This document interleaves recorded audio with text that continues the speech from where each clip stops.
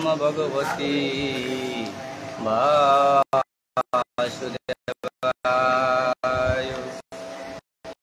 ओम नमो भगवती वासुदेवाय।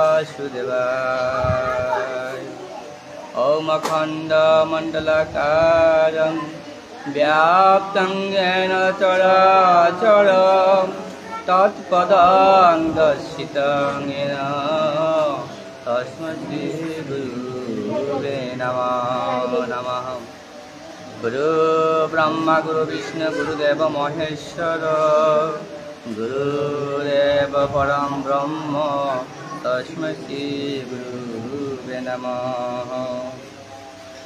वन्दे वयं श्री गुरुयुतपदकलं श्री गुरु वैष्णवांश्च श्रीरूपं साग्रजातं सहगण रघुनाथं वितं सजीवं साधुतसहितं कृष्ण चैतन्य देवं श्री राधा कृष्ण पादानं सहगण ललिता श्री विशाखान्वितांश्च। हे कृष्ण करुणा सिंधु दीनबंधु जगतपति गोपीश गोपिका कांत राधा कांत नमस्तुते। तप्त कांचन गौरांगी राधे वृंदावनेश्वरी विश्वानुसुते देवी प्रणमामि हरि। बिंदाय प्रियाय केशवस्य च कृष्ण भक्ति पदे देवी सत्यवती नमो नमः। वाञ्छाकल्पतरुर्भ्यश्च कृपा सिन्धुभ्येव च पतितानां पावनेभ्यो वैष्णवेभ्यो नमो नमः। जय श्री कृष्ण चैतन्य प्रभु नित्यानंद श्री अद्वैत गदाधर शिवासादि गौरभक्तवृंद। हरे कृष्ण कृष्ण कृष्ण हरे हरे हरे राम राम राम हरे हरे। हरे कृष्ण कृष्ण कृष्ण हरे हरे हरे राम राम राम हरे हरे। हरे कृष्ण कृष्ण कृष्ण हरे हरे हरे राम राम राम हरे हरे।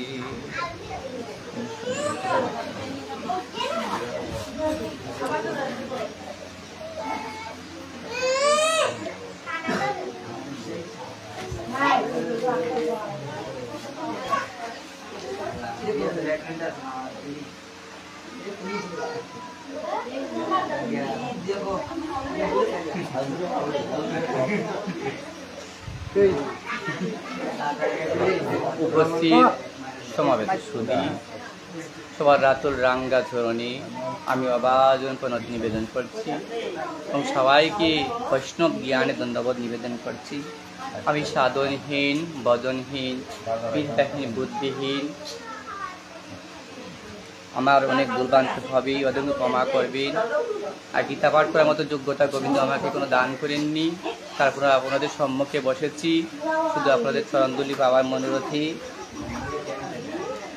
এই অদমের অনেক ভুলভ্রান্তি হবেই, অদমকে ক্ষমা করবেন। এই অদমের জন্য আশীর্বাদ করবেন যেন কৃষ্ণ কৃপা গুরু কৃপা হয়ভাবে ভক্ত সঙ্গ করে যেতে পারি। প্রতিদিনের ন্যায় আজ এটা ধারাবাহিকতায় আমরা বিগত যুগের 18 নং শ্লোক থেকে আমরা আলোচনা করব। আমি আবার সবার চিত্রণে পড়াতে নিবেদন করছি এবং সবাইকে বৈষ্ণব জ্ঞানে ধন্যবাদ নিবেদন করছি। আমার ভুলভ্রান্তি হলে ক্ষমা করবে। বিস্তরেণান্তনু ইয়াগম বিভূতিম চ জনার্দন ভূতঃ কতয় তৃপ্তিঃ চিনাতু নাস্তি মহৈতম। হে জনার্দন, তোমার যুগ বিভূতি বিস্তারিতভাবে পুনরায় আমাকে বলো, কারণ তোমার উপদেশ আমি তো শ্রবণ করে আমার পরিতৃপ্তি হচ্ছে না, আমি আরো শ্রবণ করতে ইচ্ছা করি। তাহলে আমার কে বলেছেন? অর্জুন ভগবানকে কি বলেছেন? যে হে জনার্দন, তোমার বিভূতি, তোমার যুগ এবং বিভূতি বিস্তারিতভাবে আমাকে বলো, বিস্তারিতভাবে আমাকে বলো, কারণ তোমার এই উপদেশ বাণীগুলা যেগুলো আমাকে বলছেন এগুলাতে আমি আমার পরিতৃপ্তি হচ্ছে না। আমি আরো শ্রবণ করতে ইচ্ছা করি। হে প্রভু, তুমি আমাকে যা বলতেছো তাতে আমি তৃপ্তি পাচ্ছি না, আমি সন্তোষ পাচ্ছি না, আমি তুষ্ট হচ্ছি না। আমাকে কৃপা করে আরো বিস্তারিতভাবে বলুন, আমি আরো শ্রবণ করতে ইচ্ছা করছি। তাই একথা কে বলছে?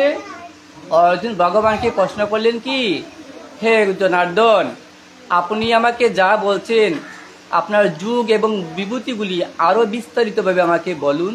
যেগুলা বলছেন তাতে আমি কি সন্তুষ্ট হচ্ছি না, বা আমি তুষ্ট হচ্ছি না। কৃপা করে আমাকে বিস্তারিতভাবে বলুন, আমি আরো জানতে ইচ্ছা করি।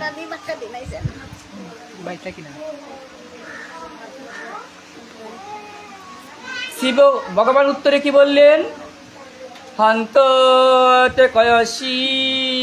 কয়সি স্বামী দিব্যান্ত বিভূতয়ঃ পদান্নত কুরু শ্রেষ্ঠ নস্তন্তু বিস্তরস্য মে। পরমেশ্বর ভগবান বললেন, হে অর্জুন, আমার দিব্য প্রধান প্রধান বিভূতি সমূহ তোমাকে বলবো, যে আমার দিব্য প্রধান প্রধান বিভূতিগুলি আমি তোমাকে বলবো, কিন্তু আমার বিভূতি সমূহের অন্ত নেই। আবার কি বলছেন? যে আমার যে বিভূতিগুলো আছে সেগুলোর অন্ত নেই, কিন্তু আমি তোমাকে বিস্তারিতভাবে প্রধান প্রধান বিষয়সমূহ, আমি আমার প্রধান প্রধান বিষয়সমূহ আমি তোমাকে বলবো, কিন্তু আমার বিস্তৃত বিভূতি সমূহের কোনো অন্ত নেই। তাই ভগবান শ্রীকৃষ্ণের মহত্ব ও তার বিভূতি উপলব্ধি করা সম্ভব নয়। ভগবানের যে বিভূতি বা মহত্ব উনার, সেটা আমাদের উপলব্ধি করা সম্ভব নয়। স্বতন্ত্র জীবাত্মার ইন্দ্রিয়গুলি সীমিত এবং তা দিয়ে কৃষ্ণ বিষয়ক তত্ত্ব পূর্ণরূপে জানা অসম্ভব। তবুও ভক্তেরা শ্রীকৃষ্ণকে জানতে চেষ্টা করেন, কিন্তু তাদের সেই প্রয়াস এই রকম নয় যে কোনো বিশেষ সময়ে অথবা জীবনের কোনো বিশেষ স্তরে তা শ্রীকৃষ্ণকে পূর্ণরূপে উপলব্ধি করতে সক্ষম হন। পক্ষান্তরে শ্রীকৃষ্ণ সম্বন্ধীয় সমস্ত আলোচনা এতই অসাধনীয় যে তা ভক্তদের কাছে অমৃতবৎ প্রতিবাদ হয়। তাহলে কি বলা হয়েছে গীতায়? কি বলেছেন? যে শ্রীকৃষ্ণের বাণীগুলা এত অমৃতময়, সেটা অসাধনীয় যে ভক্তদের কাছে অমৃতবৎ প্রতিবাদ হয়। এভাবেই ভক্তেরা তা উপভোগ করেন। আর এভাবে কি করেন? ভক্তরা যদি এই ভগবানের মহত্বগুলো হৃদয়ঙ্গম দিয়ে উপলব্ধি করেন, সেটা তার কাছে অমৃতবৎ বা অমৃতময় লাগবে। তাই শ্রীকৃষ্ণের বিভূতি ও তার বিভিন্ন শক্তির কথা আলোচনা করে শুদ্ধ ভক্তেরা দিব্য আনন্দ অনুভব করেন। আর একান্ত ভগবানের ভক্ত যারা আছেন, এরা কি করেন? ভগবানের তত্ত্বগুলা যখন কোনো কারো কাছে বা কোনো ভক্তের কাছে আলোচনা করেন, এতে তারা কি পান? আনন্দ পান এবং অনেক আনন্দ অনুভব করেন। তাই তারা নিরন্তর তা শ্রবণ ও কীর্তন করতে চান। তাই কি ভক্তরা কি, যারা একান্ত ভগবানের ভক্ত, তারা নিরন্তর কি করতে চান? আমরা ওনাদের গোবিন্দের চিন্তা করেন, ওনার নাম গুণগান কীর্তন করেন, এতে অনেক আনন্দ পান এবং তারা কি এতে কি অনেক আনন্দ অনুভব করেন।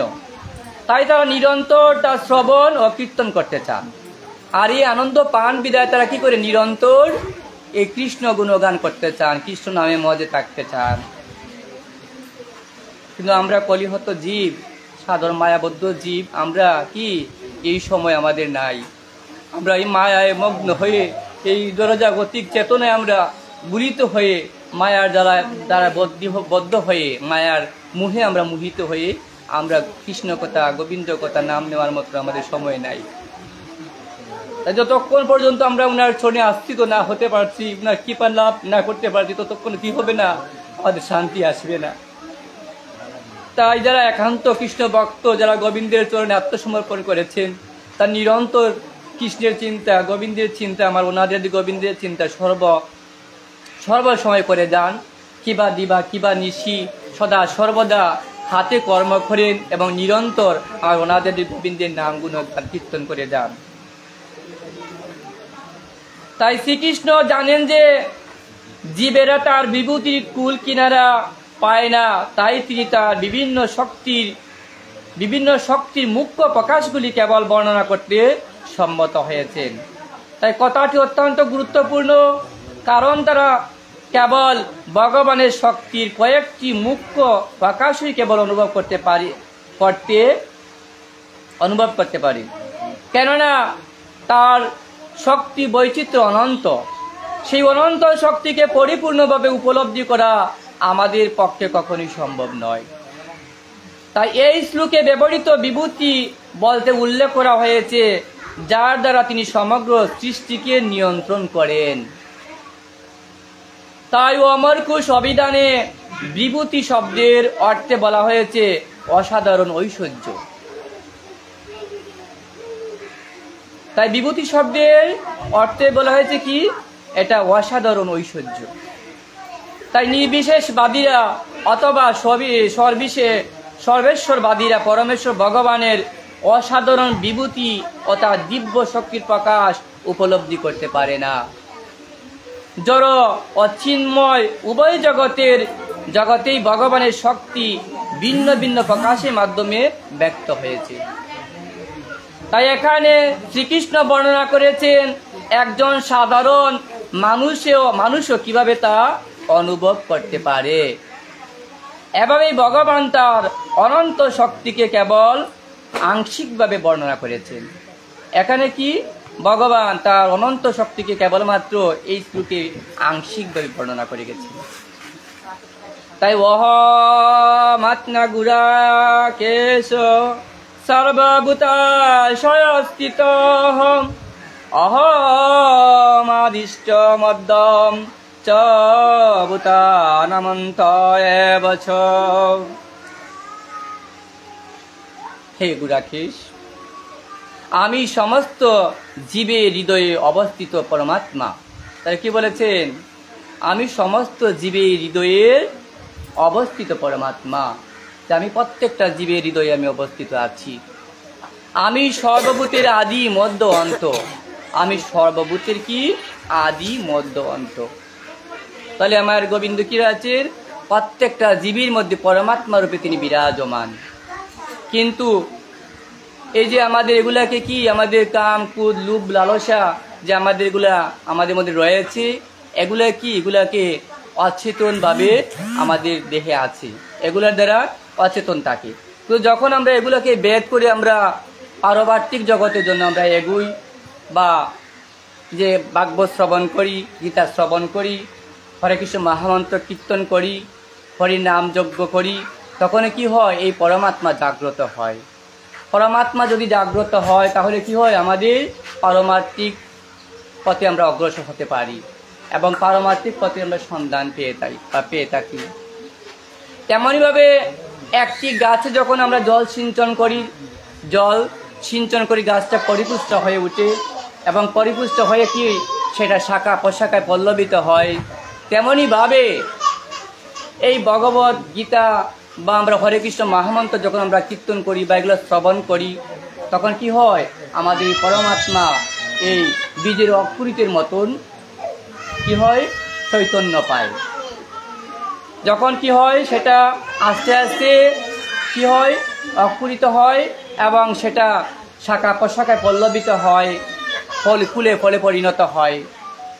তেমনইভাবে আমরা যত এই হরে কৃষ্ণ মহামন্ত্র আমরা কীর্তন করব, হরিকথা শ্রবণ করব, ভাগবত শ্রবণ করব, তত করে আমাদের এই অপাকৃত এই যে অক্ষরিত বীজ আমাদের মধ্যে রয়েছে সেটা জাগ্রত হবে। আর সেটাই এক সময় কি করবে, আমাদেরকে আমাদেরকে গোলক বৃন্দাবন পর্যন্ত সেটা আমাদেরকে নিয়ে যাবে। তাই এই জন্য আমাদেরকে কি করতে হবে, আমাদেরকে বাল্যকাল থেকেই আমাদেরকে এই শিক্ষায় শিক্ষিত হতে হবে, এই জ্ঞান আহরণ করতে হবে। আমাদেরকে ছোটো ছোটো কচি কাঁচা আমাদের যারা ছেলে মেয়ে আমাদের রয়েছে তাদেরকে ধর্মের শিক্ষা দিতে হবে এবং আমাদেরকে এই শিক্ষা অর্জন করতে হবে। আর এটা আমাদের একদিনে সম্ভব নয়, সেটা আমাদের অভ্যাসের দ্বারা সেই ক্ষেত্রে আমাদেরকে এগোতে হবে। আমরা একদিনে যদি আমরা মনে করি যে আমরা পারমার্থিক জ্ঞান লাভ করতে পারবো, সেটা সম্ভব নয়। সেটা আমাদেরকে ক্রমান্বয়ে আস্তে আস্তে অভ্যাসের দ্বারা অভ্যাসের পর্যায়ে নিয়ে সেটাকে আমাদের এগোতে হবে। তাই এই শ্লোকে অর্জুনকে গুরাকেশ বলে সম্বোধন করা হয়েছে, অর্থাৎ তিনি নিদ্রারূপী তামসকে জয় করেছেন। নিদ্রারূপী তামসকে জয় করেছেন, যে উনার ভিতরে যে নিদ্রারূপী যে পরমাত্মা যে যিনি রয়েছেন উনাকে কি করেছেন, তিনি জাগরিত করেছেন। এটা থেকে আমরা বুঝতে পারি।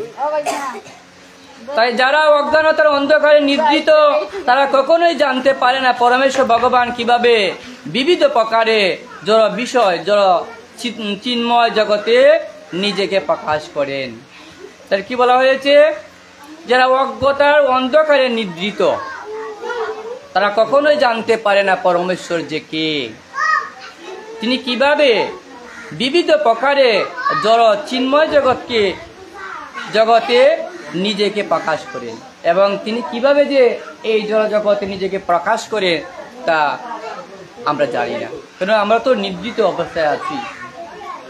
আমাদের পরমাত্মা এখনো কি জাগ্রত হয় নাই, আমরা এখনো কি আছি, নিদ্রিত অবস্থায় রয়েছি। তাই অর্জুনকে শ্রীকৃষ্ণের এভাবে সম্বোধন করা অত্যন্ত গুরুত্বপূর্ণ।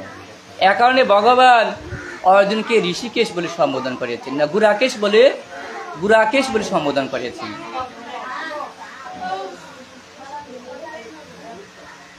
অর্জুন যেহেতু এই তামসের অতীত, তাই পরমেশ্বর ভগবান তাকে বিভিন্ন বিভূতির কথা শোনাতে সম্বোধন করেছেন, সম্মত হয়েছেন। শ্রীকৃষ্ণ প্রথমে অর্জুনকে জ্ঞাপন করেছেন যে তার মুখ্য বিস্তারের মাধ্যমেই তিনি হচ্ছেন সমস্ত বিশ্ব চরাচরের আত্মা। সৃষ্টির পূর্বে পরমেশ্বর ভগবান নিজেকে সাংস পুরুষ অবতার রূপে প্রকাশিত করেন এবং তার থেকেই সব কিছুর সৃষ্টি হয়। তাই তিনি হচ্ছেন মহৎ তত্ত্ব ও ব্রহ্মাণ্ডের উপাদানগুলির আত্মা। সমস্ত জড়শক্তির সৃষ্টির কারণ নয়, প্রকৃতপক্ষে মহাবিষ্ণু মহৎ তত্ত্ব বা সমগ্র জড়শক্তিকে প্রবেশ করেন। তিনি হচ্ছেন আত্মা। মহাবিষ্ণু যখন প্রকটিত ব্রহ্মাণ্ডগুলির মধ্যে প্রবেশ করেন তখন তিনি আবার প্রতিটি সত্তার অন্তরে পরমাত্মা রূপে নিজেকে প্রকাশিত করেন। আমরা উপলব্ধি করতে পারি যে চিন্ময় স্ফুলিঙ্গের উপস্থিতির ফলেই জীবের এই জড়দেহ সক্রিয় হয়। তাহলে কি আমরা কি উপলব্ধি করতে পারি যে চিন্ময় স্ফুলিঙ্গের উপস্থিতির ফলে জীবের কি হয়, এই জড়দেহ সক্রিয় হয়। এই চিন্ময় স্ফুলিঙ্গ ব্যতীত দেহের কোন রকম বিকাশ সাধন করতে পারে না। তাই পরমাত্মা যদি আমাদের কি হয়, যদি আমাদের কাছে উজ্জীবিত না থাকে তাহলে কি আমরা এই চিন্ময় আমরা সক্রিয় হতে পারি না। তেমনি পরমাত্মা শ্রীকৃষ্ণ প্রবেশ না করা পর্যন্ত জড়জগতে কোনো রকম বিকাশ হতে পারে না। তাই তেমনি পরমাত্মা শ্রীকৃষ্ণ প্রবেশ না করা পর্যন্ত জড়জগতে কোনো রকম বিকাশ হতে পারে না। তাই সুবল উপনিষদে বর্ণনা দেওয়া আছে, পরম পুরুষোত্তম ভগবান পরমাত্মা রূপে সব কয়টি প্রকটিত ব্রহ্মাণ্ডে বিরাজমান।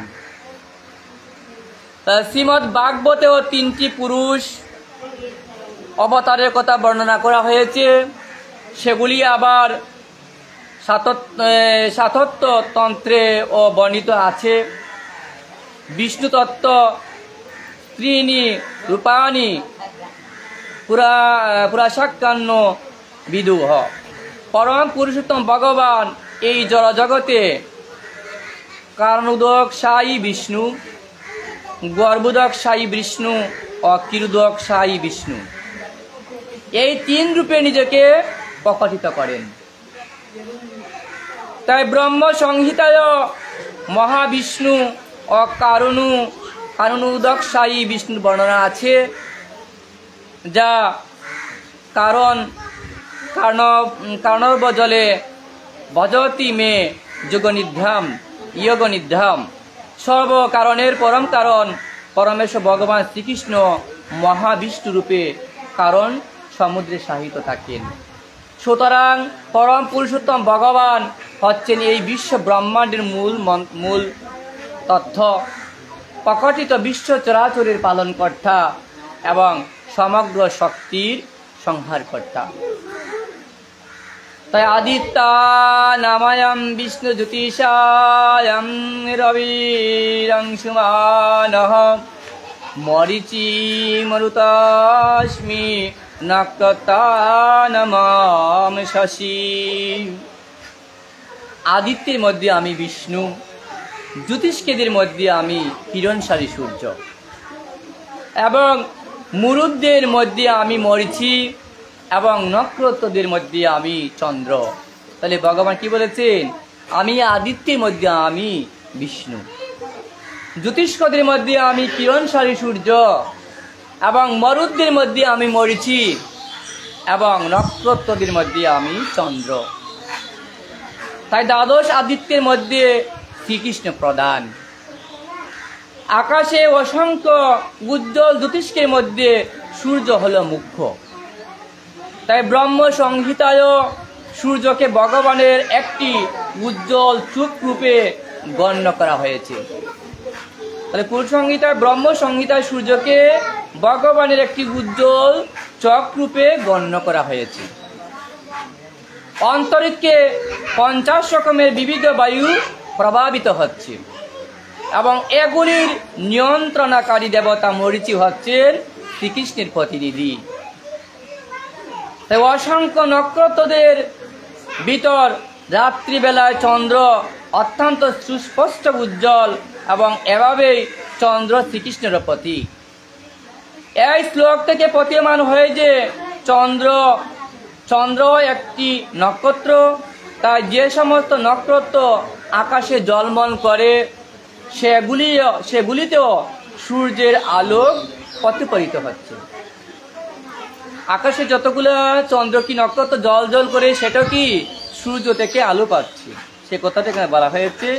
তাই ব্রহ্মাণ্ডের মধ্যে অনেকগুলি সূর্য রয়েছে, তা বৈদিক শাস্ত্রে গ্রহণযোগ্য নয়।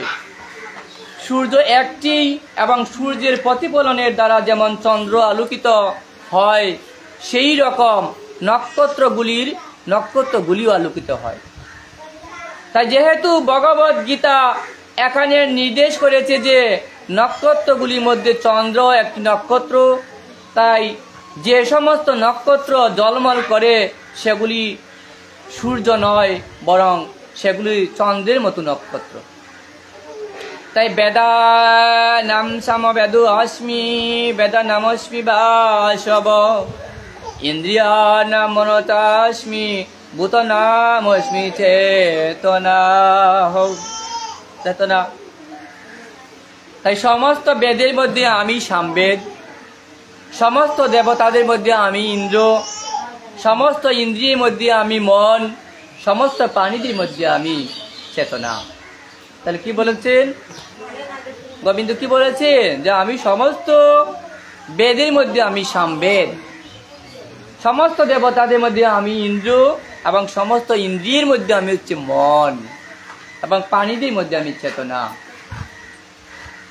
তাই জড় ও চেতনের পার্থক্য হচ্ছে যে জীব সত্তার মতো জড়ের চেতনা নেই। তাই চেতনা হচ্ছে সর্বশ্রেষ্ঠ ও নিত্য। জড় পদার্থের সমন্বয়ের ফলে কখনোই চেতনা সৃষ্টি করা যায় না। আমরা যত জড়জাগতিক চেতনায় আছি, কিন্তু আমাদের কি চৈতন্য বৃদ্ধি না হয় নাই। আমরা যদি যত আমরা জড় চেতনায় আমরা জাগরিত হই, আমরা অধঃপতনের দিকে আমরা চলে যাব। তো যতক্ষণ যদি আমরা যদি পারমার্থিক জ্ঞান আমরা লাভ করতে পারি, আমাদের পরমাত্মা জাগ্রত হয়, তাহলে কি আমরা কোনটা ভালো, কোনটা মন্দ, কোনটা করা ঠিক, কোনটা ঠিক নয়, সেটা সেই সম্বন্ধে আমরা কি আরও কেউ আমাদের আরও চৈতন্য বৃদ্ধি পায়। যখন আমাদের জড় চেতনা বৃদ্ধি পায়, তখন কি আমরা বিভিন্ন কাম, ক্রোধ, লোভ, লালসায় এবং বিভিন্ন কিছুতে আমরা লিপ্ত থাকি। আর যখন আমাদের পরমাত্মা জাগ্রত হয়, তখন কি আমরা কোনটা ভালো, কোনটা মন্দ, সেই দিকে আমরা অগ্রসর হতে পারি। সেই কথাই এখানে বলা হয়েছে শ্লোকের মাধ্যমে। রুদ্রানাং শঙ্কর যাস্মি বিত্তেষু যক্ষরক্ষসাম বাসুনাং পাবকাচাস্মি মেরুহাসি করিনামহম। রুদ্রের মধ্যে আমি শিব। কি বলেছেন? রুদ্রদের মধ্যে আমি শিব, যক্ষ ও রাক্ষসদের মধ্যে আমি কুবের, বসুদের মধ্যে আমি অগ্নি এবং পর্বত সমূহের মধ্যে আমি সুমেরু। তাই একাদশ রুদ্রের মধ্যে শঙ্কর বা শিব হচ্ছেন প্রধান। তিনি হচ্ছেন বিশ্ব ব্রহ্মাণ্ডের তমগুণের নিয়ন্তা এবং ভগবানের গুণ অবতার। তাহলে শিব হচ্ছেন কি? ভগবানের গুণ অবতার। যক্ষ রাক্ষসদের অধিপতি কুবের হচ্ছেন দেবতাদের সমস্ত ধন সম্পদের কুশাধ্যক্ষ। তাহলে সমস্ত দেবতাদের কুশাধ্যক্ষ কে? এই যে যক্ষ রাক্ষসদের অধিপতি কে? কুবের। কুবের হচ্ছেন সমস্ত দেবতাদের কুশাধ্যক্ষ এবং তিনিও পরমেশ্বর ভগবানের একজন প্রতিনিধি। তাহলে এই কুবেরও হচ্ছেন কি? ভগবানের একজন প্রতিনিধি। তাই মেরু হচ্ছে একটি সুবিখ্যাত পর্বত, যা প্রাকৃতিক সম্পদে পরিপূর্ণ।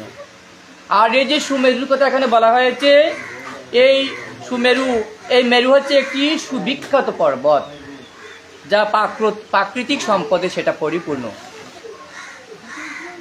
তাই পরহদাসম চ মুক্কাম মাম বিদ্ধি পার্থ বৃহস্পতিম সেনানি মহাম স্কন্দঃ সরসামস্মি সাগরঃ। হে পার্থ, পুরোহিতের মধ্যে আমি প্রধান বৃহস্পতি। তাই কি বলেছেন? পুরোহিতদের মধ্যে আমি প্রধান বৃহস্পতি, সেনাপতির মধ্যে আমি কার্তিক এবং জলাশয়ের মধ্যে আমি সাগর। তাহলে স্বর্গ রাজ্যের প্রধান দেবতা হচ্ছেন কে?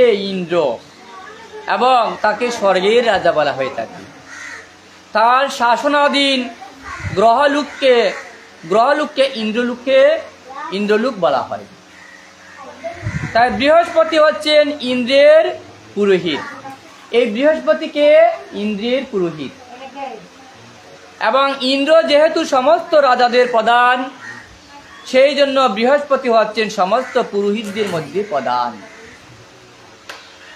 আর ইন্দ্র যেমন সমস্ত রাজাদের মধ্যে প্রধান, তেমনই শিব পার্বতীর পুত্র স্কন্দ সমগ্র সেনাবর্গের মধ্যেও প্রধান।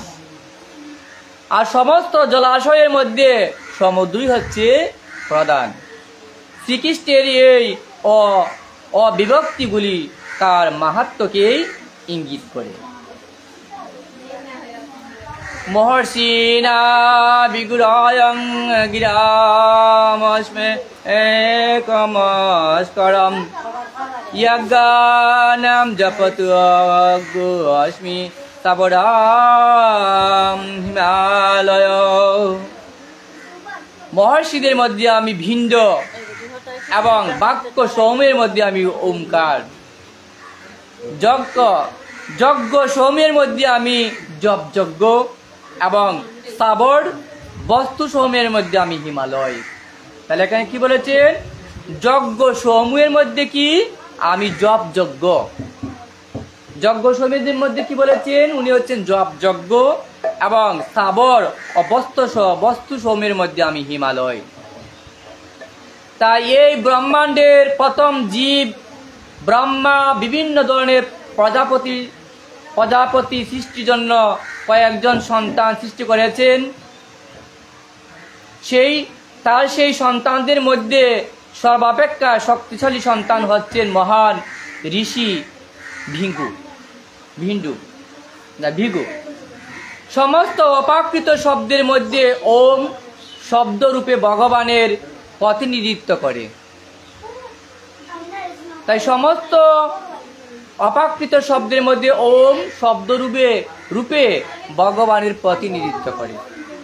তাই সমস্ত যজ্ঞের মধ্যে হরে কৃষ্ণ কৃষ্ণ কৃষ্ণ হরে হরে, হরে রাম রাম রাম হরে হরে জপ করেই হচ্ছে সর্বশ্রেষ্ঠ যজ্ঞ।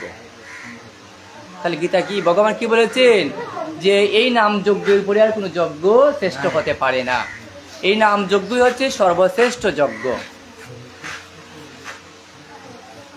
কারণ এই মহামন্ত্র হচ্ছে ভগবান শ্রীকৃষ্ণের সবচেয়ে পবিত্র প্রতীক। এই মহামন্ত্র হচ্ছে কি ভগবানের সর্বশ্রেষ্ঠ সবচেয়ে পবিত্র প্রতীক। যজ্ঞ অনুষ্ঠানের কখনো কখনো পশু বলি নির্দেশ দেওয়া হয়, কিন্তু হরে কৃষ্ণ মহামন্ত্র জপ করার মাধ্যমে যে মহাযজ্ঞ অনুষ্ঠিত হয় তাতে হিংসার কোনো স্থান নেই। সেটা কি হয়? আমাদের হিংসাকে পর্যন্ত বশ করে ফেলে। যদি আমরা অনবরত দেখেন, আমরা অনেক সময় যদি আমরা একাগ্র চিত্তে ওই হরে কৃষ্ণ মহামন্ত্র কীর্তন করি, তাহলে কি আমাদের শরীরের মধ্যে একটা স্পন্দনের সৃষ্টি হয়। আমাদের শরীর যেমন একটা অন্যরকম আমরা অনুভব করতে পারি। তাই এই সুরে কি হয়, এই নাম নিলে আমাদের দেহ মন প্রাণ শীতল হয়ে যায় এবং আমাদের মধ্যে কি হয়, ভক্তিরতার বীজ জাগ্রত হয়ে ওঠে। আর সেটা যত আমরা এই হরে কৃষ্ণ মহামন্ত্র এই নাম যজ্ঞ আমরা যত বেশি করে আমরা উচ্চারণ করব, যত বেশি করে আমরা স্মরণ করব, তত কি হবে, আমাদের বীজ একটা গাছ যখন পরিপুষ্ট হয়ে অঙ্কুরিত থেকে শাখা প্রশাখায় পল্লবিত হবে, আমাদের এই অপাকৃত বীজ কি হবে, এই শাখা প্রশাখায় পল্লবিত হবে এবং অপাকৃত কৃপা অপাকৃত ধামে আমাদেরকে নিয়ে যাবে। এটি সবচেয়ে সরল ও পবিত্রতম যজ্ঞ অনুষ্ঠান। এই যজ্ঞ অনুষ্ঠানের চেয়ে আর কোনো যজ্ঞ অনুষ্ঠান শ্রেষ্ঠ নয়। এই হরে কৃষ্ণ মহামন্ত্র হচ্ছে সর্বশ্রেষ্ঠ যজ্ঞ। তাই জগতে যা কিছু পরম মহিমান্বিত তা সবই শ্রীকৃষ্ণেরই প্রতীক। তাই এই পৃথিবীর শ্রেষ্ঠ পর্বত হিমালয় তারই প্রতীক। পরবর্তী শ্লোকে মেরু পর্বতের কথা এখানে উল্লেখ করা হয়েছে, কিন্তু মেরু পর্বত কখনো কখনো এক স্থান থেকে অন্য স্থানে গমন করে, কিন্তু হিমালয় অচল। এভাবেই হিমালয়ের মাহাত্ম্য মেরুর চেয়েও শ্রেষ্ঠ। তাহলে আমরা এই শ্লোকে আমরা জানলাম যে সমস্ত যজ্ঞের মধ্যে হচ্ছে এই নাম যজ্ঞই শ্রেষ্ঠ যজ্ঞ। এই নাম বিনে কোনো গতি নাই। তাই কলিযুগের একমাত্র উদ্ধারের, এই ভবপারের একমাত্র উদ্ধারের পথ হচ্ছে এই হরে কৃষ্ণ মহামন্ত্র।